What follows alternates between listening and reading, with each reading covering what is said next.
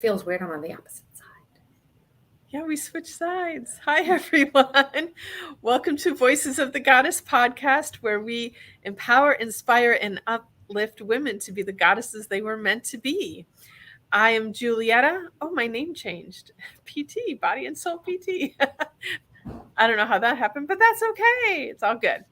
I am a physical therapist in the Fort Lauderdale area, originally from Wisconsin. I am a cat mom and an artist and an author and a jeweler and a podcaster and all kinds of stuff. Slash, slash, slash, right? That Yep. would be me. Yep. I'm joined here by my amazing partner in crime, Allison. So I will laugh because when I heard you say cat mom, I was actually listening to one of our interviews this morning on the podcast, and it was when we were talking about Sekhmet being more of an alien than a cat. But yes. You still have to So put I'm an alien mom. You have to put her picture up in the group. Okay. So my name is Allison Mancini. I'm a holistic nutritionist. I am a mom to two amazing young adults, a 25-year-old son and a 22-year-old daughter. I'm also a dog mom. So if you hear chaos in the background, it's the puppy, 8 months old, German short-haired pointer. He's a nutball. That's what I call him all the time. And I am a holistic nutritionist. I also happen to be work for a pretty amazing company too, doing their human resources and wellness for their staff and coaches. And that's the Gold Digger Girl. She's incredible. And I am soon to be an artist because I'm going to start painting this weekend, Julietta. So I'm going to have a slash. Well, you get to post your paintings in the group. My first painting is going to be, I'm trying to paint the sunset at the lake because it's my favorite. So nice. That'll be beautiful. We'll see how it goes. That will be beautiful. We'll see. So we had a question from our audience that we want to answer. Mm-hmm. So Tracy was reading the Conversations with God book. That was our, would have been September and August that we did those two books. She's also since read the third book, which I need to get back to reading the third book. But she wanted to know, how are people, quote unquote, living in joy and staying in joy when they walk into the kitchen with nasty dishes that people refuse to wash or rinse, no matter how you remind or ask them to be respectful of communal spaces. It seems incredibly difficult to keep the joy and not get annoyed and frustrated. Are you just supposed to do all the dishes and clean up the mess? Like, how do you handle that? You want to answer first or you want me to answer first? You can answer first because your answers, we talked about this a little bit, and I know your answer is a little bit different than my answer. Yeah. So my answer is that I have come to a place, and I'm not totally sure how I got to this place, but I think it's just growth, whatever. But I have come to a place because I just said I have a 25-year-old and a 22-year-old and a husband and dogs, and we had a cat. And so there were times where I would walk into the house and stuff's everywhere. Kitchen's a mess. No one puts their dishes in the dishwasher. Drove me nuts. For me now, I've kind of flipped that. And to me, it's almost that, it's just going to sound weird, but that time to put the dishes into the dishwasher is such a mindless job that it's almost meditative for me. So it's actually very relaxing now for me to just shut everything out and put the dishes in the dishwasher. So a lot of times I was telling Julietta, now, we're empty nesters. It's just my husband and I, and our routine has always been since our kids were little. He doesn't like to cook. I don't like to cook either, but someone's got to do it, right? So I cook, he cleans. That's always kind of been the deal. I cook, he cleans. Now, a lot of times I cook and clean because I like it doesn't bother me anymore to do the dishes. I actually like that. So I think I just kind of changed my perspective instead of looking at it as like, I think sometimes we look at it and we're like, oh, they're doing that on purpose. They don't appreciate me. They're taking me for granted, right? Like all those things go through our head, and it's really not that. I mean, to be honest with you, they're just in their own worlds and they just aren't even thinking about it. So that's my answer. It's not a very good one, but that's my answer. No, it's the perfect answer. And it's going to be the perfect answer for somebody else that's listening. And, this is what is so cool about all of this is like, we get to figure out what works for us. Mm-hmm. So when I find something triggering me like that, the first thing I'm going to do is look at myself and say, why is this triggering me? What is this bringing up for me? Mhm. And like, for example, you said like, oh, they don't appreciate me. Well, if I'm experiencing people not appreciating me, it means I'm not appreciating me. And so what do I need to do to appreciate myself more? Mhm. Another one of my go-tos is, how would I feel if they actually did clean up after themselves? And then choose to feel that now. And the funny thing is a lot of times when you do that, when you choose to feel how it would feel if somebody did whatever, all of a sudden they start doing it. Yep. That's because you put it out there. It's in the universe. The energy's there, right? Right. So energetically, those are like, I could talk for like days about all of this, but those would be my two like go-tos is, if something's triggering me, I got to look at myself and why is that triggering me and work that out within myself. Mm-hmm. And the second one is feel how I want to feel, watch the world shift. Yeah. And I think that that's definitely something I've learned from you over the last few years about the looking at myself. Like when someone makes me angry or someone does something that feels hurtful or whatever, I have to turn it back around and take it from my perspective. What is it you used to say? Like something about a mirror. What is it you say? Oh, I'm not what you think I am. You're what you think I am. Exactly. And then you flip that around and it's, you're not what I think you are. I'm what I think you are. It's a little deep, but yes, it's true. But also when you said that, maybe for those who are Facebook friends with me, I don't know if it was yesterday or the day before, I actually shared, I had written something about this on Facebook. Like I was kind of shocked. Like, I think I wrote it in 2017 or something like that. Kind of on the same subject. Like you can sit there and point fingers at people all day long, or you can stop and look at yourself. Like what is, they're not making you feel that way. You're making yourself feel that way. So what it is in you that's triggering that feeling. Yeah. But anyway, we could talk about this stuff all day long, but we have a guest to bring on that we do has really interesting things to share with our audience. So let's bring her on. Yes. Hello, everyone. Hello. I love, like, I feel like we have someone that has doctor in front of their name. That like makes it sound really important and official. I know. I'm just an everyday goddess. That's all. Yes, we know. I've known you for probably, I think, like 6 years now or something. Yeah, at least. And my experience of you is that you do walk around with this goddess energy around you. So I just want to say welcome. Thank you so much for joining us, Dr. Lopes. It is our pleasure to have you on our show. And if you would please tell our audience a little bit about who you are and what you do. Well, first, I want to thank both of you for allowing me to come and grace myself with your presence in this wonderful opportunity. I am an acupuncture physician and a breath worker and a Psych K facilitator. That's a mouthful. But ultimately, what I try to do is to help people on their journey to their own wellness by empowering them with the tools of my trade, which are acupuncture and traditional Chinese medicine.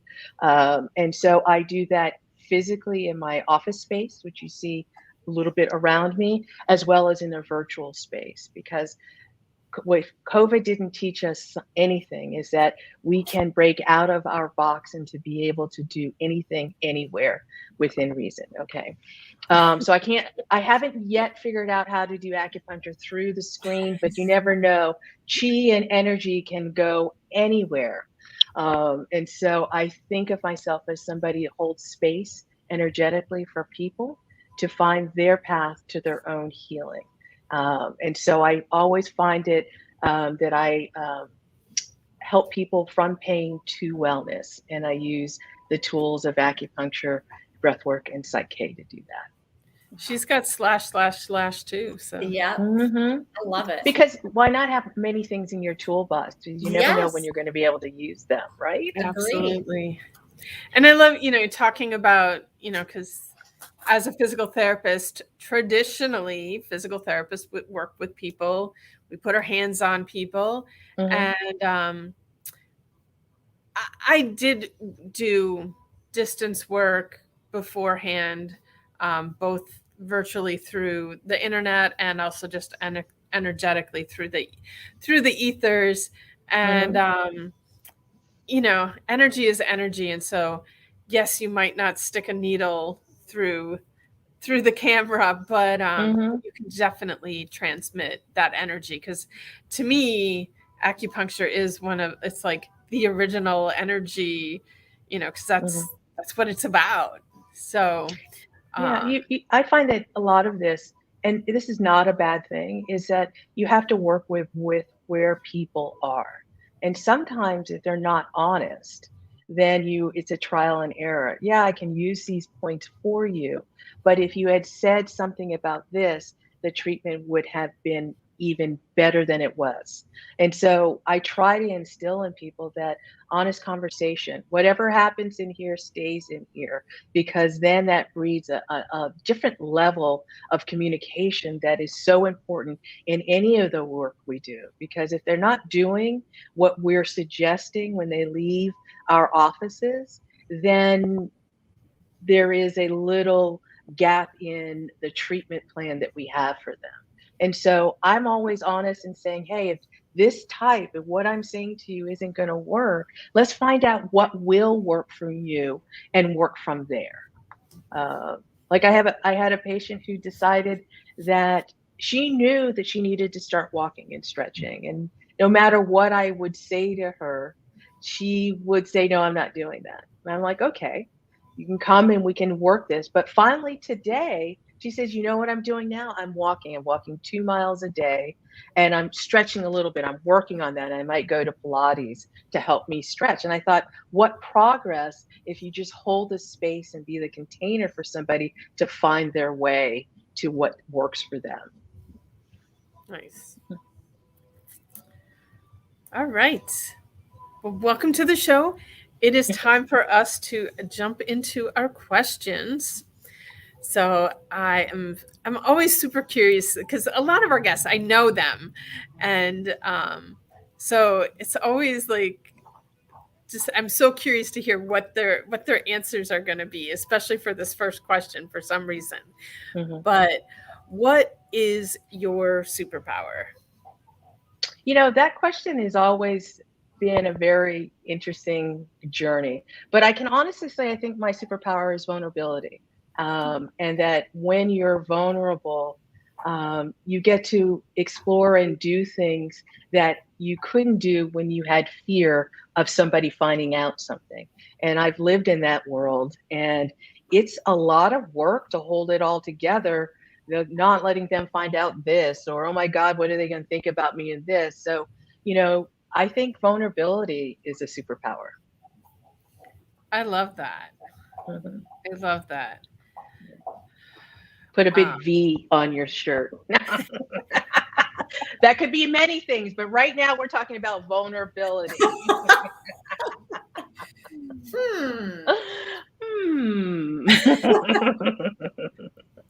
It makes me laugh, and I'm going to use this as an opportunity to bring it up. So Allison is dying. Allison's like, what are you doing? What am I doing? So one of the books that I was given to read during the gratitude trainings was a book called Pussy. Yes, and wasn't it great? It's a great book. I gotta read it. I gotta read it. Allison, I can't believe you haven't read it yet. I swear. I swear. Like my Christmas gift to all of the Voices of the Goddess community is December. Our book is going to be Pussy. I've declared it right now. It's funny because when you are afraid of that word and not really understanding and owning it, then reading the book in public is, you got to work through some stuff to be able to say, it doesn't matter what the name of the book is. It's an empowerment for all women to own who they are. I think that it's always been used to me growing up that was used so derogatory, right? I mean, listen, I can countless times of the guys that I grew up with, throwing that word around there like it was a bad thing, right? Like it, and not even a bad thing. Like it just was so demeaning the way that they would use that word that I'm sure just because they're jealous because they don't have one. All they want. That always works like that. I don't have it, so I'm going to denigrate it. Yep, you're right. And they probably wish they did always have one, right? Okay, anyway, so you heard it here first, people. December's book is Pussy, so go ahead and order your copy now. And talking about books, we'll move on to question number 2. What is your favorite book or a book that has greatly influenced your life? Oh my goodness. So I think one of the reasons I got to the place of vulnerability being a superpower is the great Brene Brown's book, The Power of Vulnerability. But I also like Daring Greatly as well. So she was inspirational in looking at it's okay to not be okay. And it's okay not to know everything. I think the strength comes saying, I don't know.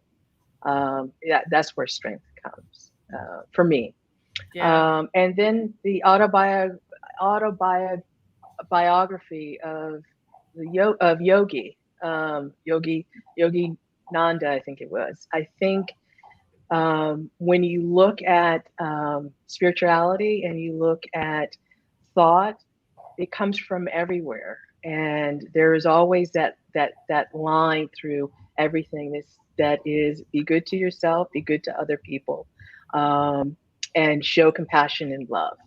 And so for me, that was one of the books that really looked at how those themes are not just in Christianity or Judaism or Muslim, it's in Buddhism, it's in all the other spiritual thought that we don't even know about because we only know, quote unquote, the big 3 or the big 4. So Brene Brown, the autobiography of the Yogi, and of course, The Life of Pi. I love the movie too. Look at her. Wasn't that great? Before already. I know. I'm stopping now. I never read The Life of Pi. I watched the movie, so I had no idea what it was about. I had no clue. Yeah. And at the end of it, I was like, oh my gosh, like totally mind blown. Was not expecting that at all. I know, right? And then it just tore me apart. Like I was so upset. I was like, oh my gosh, now that I'm putting this all together, I was like devastated because I have a really hard time watching a lot of stuff because it just really hits me. What was the second author you said again? It's Yogananda. I would have to look that up for you. That's a long name and I can't quite, but it is the autobiography of Yogi. That's awesome. Yeah. Nice. So, okay, we're going to stop talking about books because she'll add another one. I could go on because there's a whole other list of them too, but how can you pick one, ladies? It's hard. I know, but because it's a 30-minute podcast. Oh, yes. We'll be here for hours. Oh my! Listen, as one of our guests said, book nerds unite. Like we love books.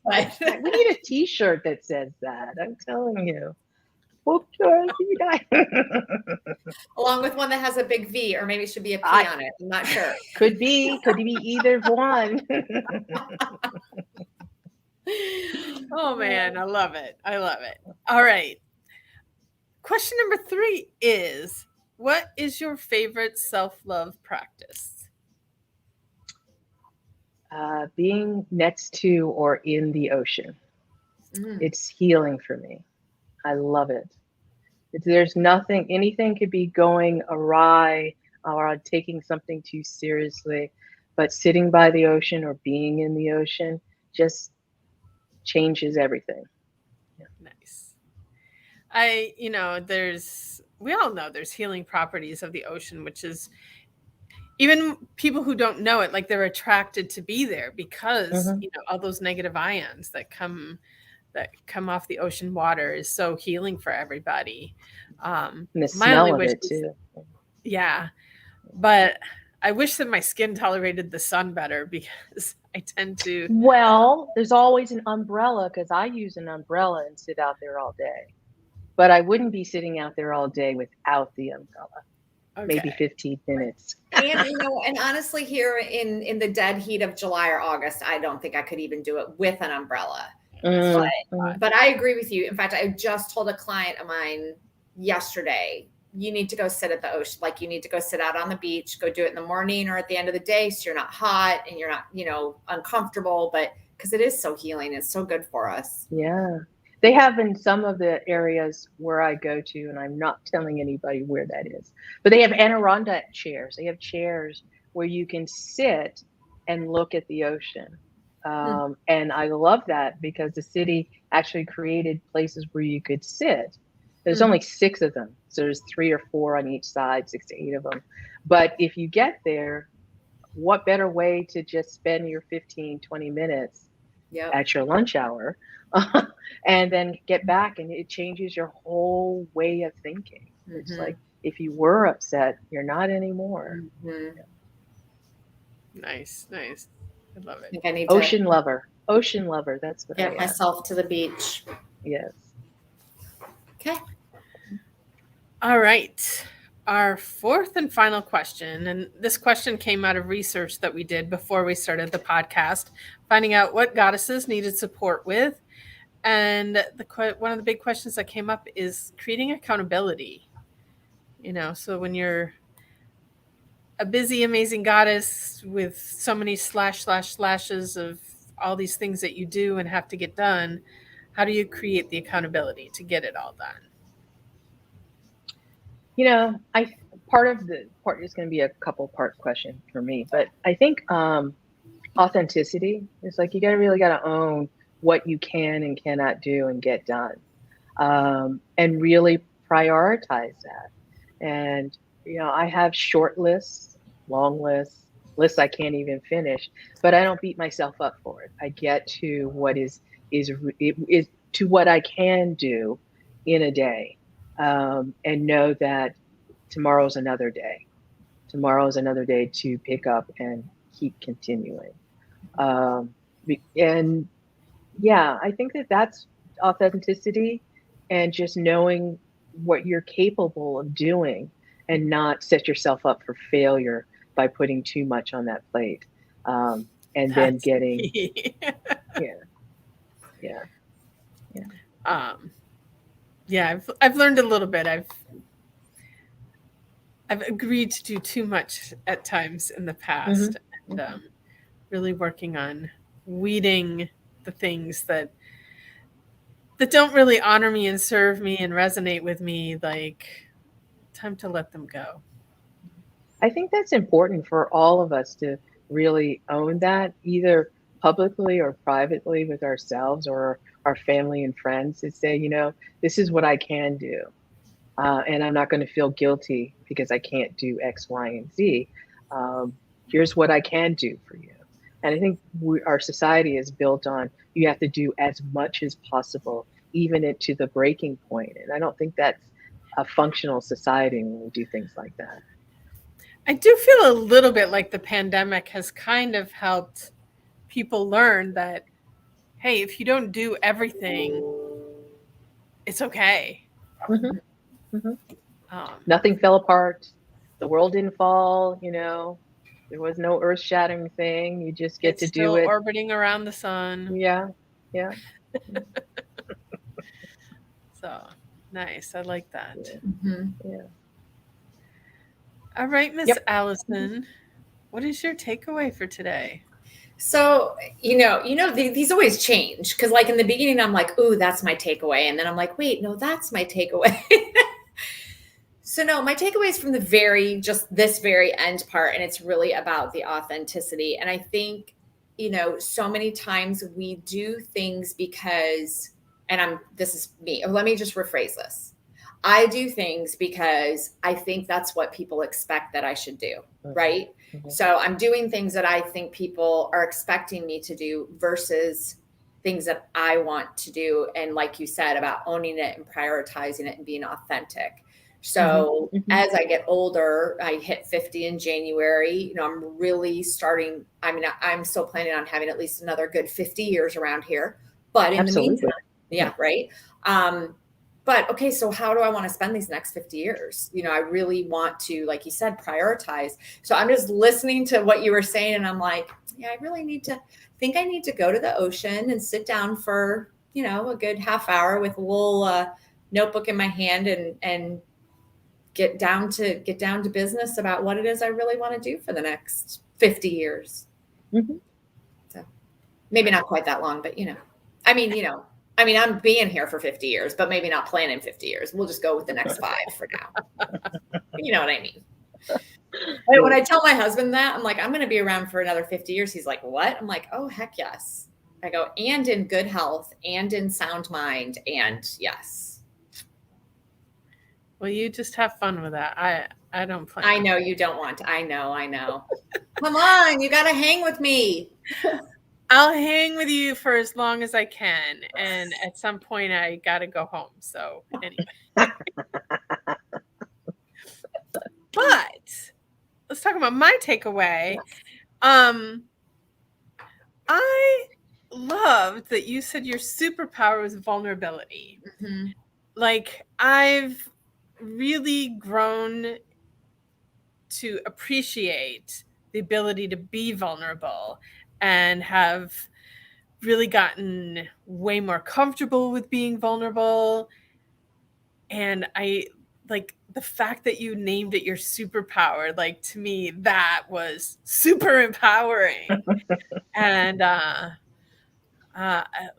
you've shifted even further how I think about vulnerability. So thank you for that. And for you, what is your takeaway? That sisterhood is really important. That, we have a tendency to want to think we have to do this by ourselves. And that's not true. And the more we gravitate to, they don't have to be like-minded, but visionary and wanting to move forward, because we can agree to disagree and still continue on the fellowship in the journey. So I think I really continue to embrace sisterhood. Yeah. That does not at all. So I don't want anybody to say that I was leaving out the men of the world. I'm not. I'm including them in the whole concept because we have to do it together. Absolutely, we have to do it together. And I also love that you said like we can all be amazing, forward-thinking, empowering, inspiring women, and we don't have to have the same beliefs to be able to work together and support each other and get along. And I think that message is so important out there today. It's about bringing unity. And, part of this is stemmed from how often have we known women that are trying to tear each other down, and it's time for us all to lift each other up. And the more that we can heal the feminine, that's also going to support the masculine healing that needs to happen in this world as well. So this is in no way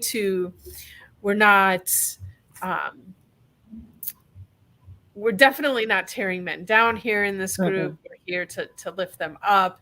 And it's not about separating ourselves from them, but rather working on ourselves so that we can work better together.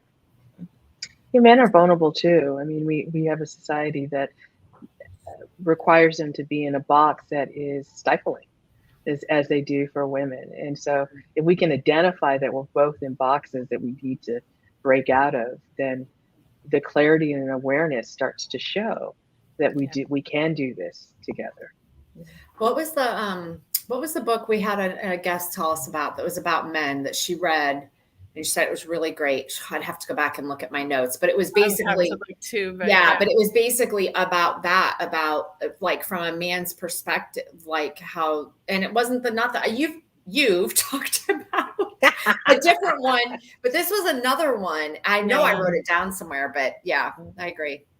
Well, I don't, now I'm blanking on his name. Oh, Michael DeSanti from Gratitude Training. I don't know if you read his New Man Emerging. You know, I'm like, yeah, it was a book written by a man for men, but I had to read it anyway. And I mean, so much of what he had to say in there applies just as much to women as it does to men. But yeah, we need to give our men the space to be vulnerable and be real and not live up to these ridiculous expectations that society has created. And so we all get to be more authentic and real. And Absolutely. No, I think you're so right. I have a son, I have a son and a daughter, and I see that he's 25. I see that with these young men, that they feel they are only allowed to act a certain way and show certain things. And still, I mean, this has been going on forever, but still in this day and age, they still feel that way. And it is a shame. It really is. Yeah. It is. Like, this sounds like a whole nother podcast. I know. I'm like, okay, I know. We need to have Dr. Réquel back on again. Empowering humanity. Yeah, for sure. Well, it is time for us to wrap up. So thank you again. Thank you so much for joining us today and sharing your, like I said, I don't know what it is about you. It's just like, she has this calming, but power. It's like, it's so powerful and so calming at the same time. It's almost like, how do you do that? It's magical. I love being in your energy and your space, Dr. Réquel. So thank you for joining us. Thank you also to our listeners for listening. And if you've enjoyed what you've heard here today, please subscribe, like, follow, and share this with other women out there that need empowerment in becoming the goddess that they are meant to be. You'll find all the information that you needed, that you heard about in the show today, in the show notes, in the comments. So check that out. And if you'd like to be a guest on our show, please go on our website, votgpodcast.com, and fill out the form, and we'll get in touch with you and get you on the show as well. And I want to wish everybody out there a magical day. Bye. Bye, everyone. Thank you.